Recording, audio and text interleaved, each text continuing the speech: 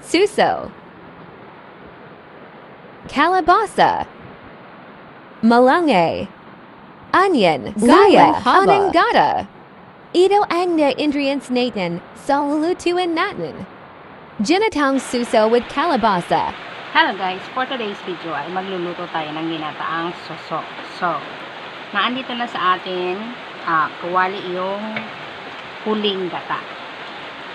And lalagay na natin yung sibuyas, bawang, luya. So, yan.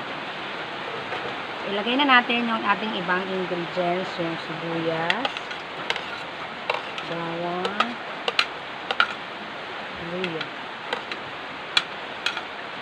and sili para may kunting anghang para masarap.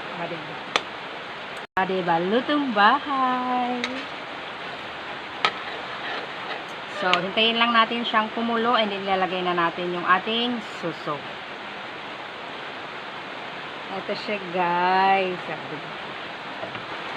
At dahil kumulo na nga guys, linagay na natin yung suso, kalabasa, and then malunggay. After that, maya-maya ilalagay na natin yung unang gata. And pwede na tayong mag-plating o kumain. O so lahat na hindi pa nakapag-subscribe ng aking YouTube channel, please subscribe.